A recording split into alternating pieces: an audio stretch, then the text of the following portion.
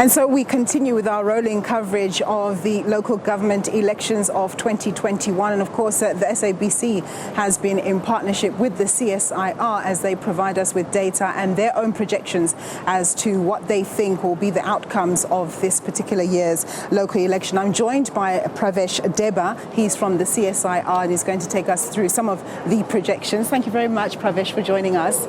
So nationally, at the moment, we do see that 67.3% of the voting districts have been declared. And basically, just if you can take us through what this means for the larger parties at this stage. Yes.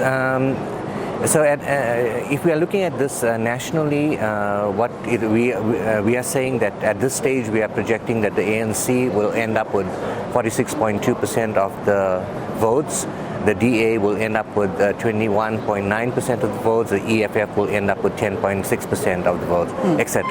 So this is also what we have given 5 o'clock yesterday morning, and one can see that what we've given yesterday morning at 5 is very similar to what we are still projecting. So it means that our results have stabilized, it's consistent.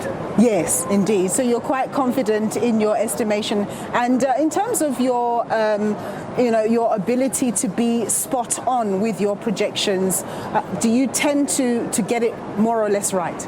It depends on what level you're looking at. So at the national level, normally, we get it right at a very early stage, except maybe when new parties come in, when they are in specific areas, then sometimes the model have difficulty in doing the projections. Like for example, in 2014 when EFF came in, the model did have difficulty in doing the projections.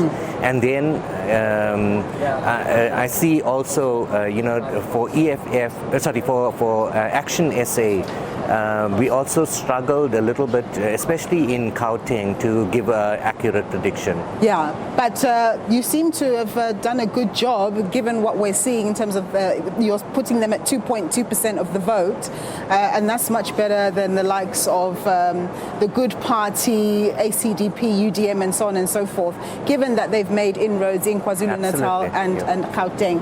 Perhaps we can look at some other data.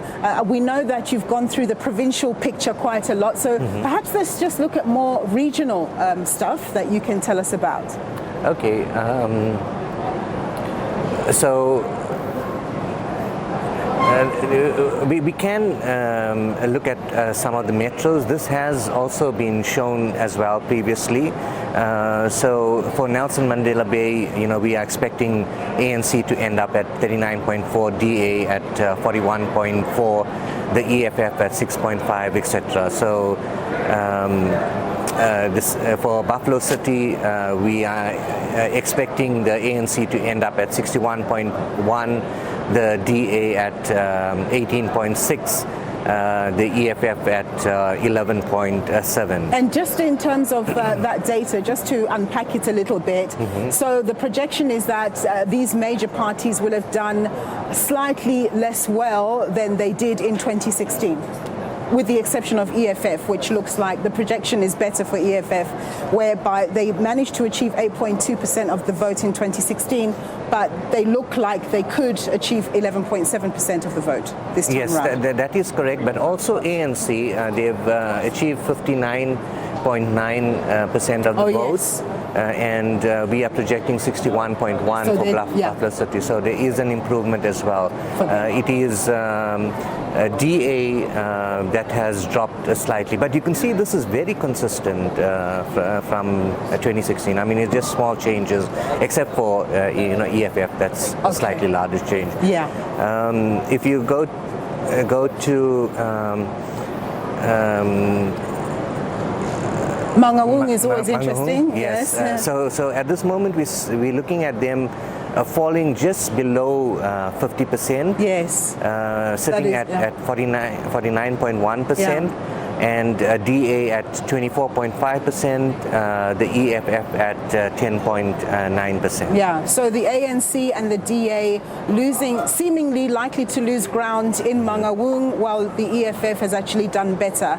It achieved 8.8% of the vote in 2016, and the projection is 10.9% for this year. And you also see Freedom Front Plus, which was 1.9 in 2016, has gone up to what we're projecting at 4.4. Yes. Okay. City of Johannesburg, this is quite interesting. We are projecting that the ANC will end up with 34.4% of the votes, the DA at 28.1%, and you can see both have dropped. Yes. Whereas the EFF, there's a small increase from 10.9 to what we're projecting at 11.2. But the new kid on the block, Action SA? Yeah. And in fact, we are at this moment, we are at this moment around 50% of the votes. Yes. And you know, from the trend of what was happening with Action SA, I would say they would, probably end up at around 15% at the end. Go ahead. Okay, I'm not sure which one it was. I think maybe it was that one. Yeah. Okay. Earlier we were looking at, off-screen, we were looking at Alexandra Township and stuff like that. Can we perhaps look at those? Yes, we can do that. Quickly before we wrap up.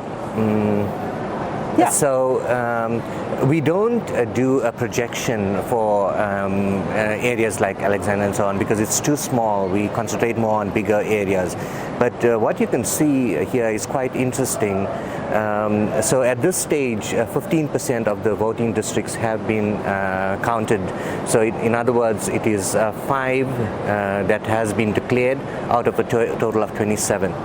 And what we're doing here is we're comparing for those 5 voting districts, we're comparing the exact same 5 what they would have got for each of the political parties in 2016. Right. And you can see for those 5 voting districts, there's so it's actual against actual here. It's a like to like comparison. Yes. So we are seeing that there's a drop from 54.5 for ANC to 49.2 in Alex. Then also for DA, there's a drop from 7.8 to 2.6. For EFF, there's a drop from 19.5 to 13.1. For EFF, you seem to be expecting.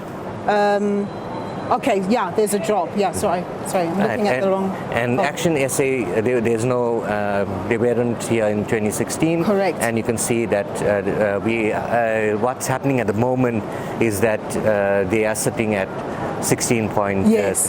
And that's one of the constituencies they've been really actively hunting for. Professor, we're going to leave it there, but thank you very much for taking us through some of those figures.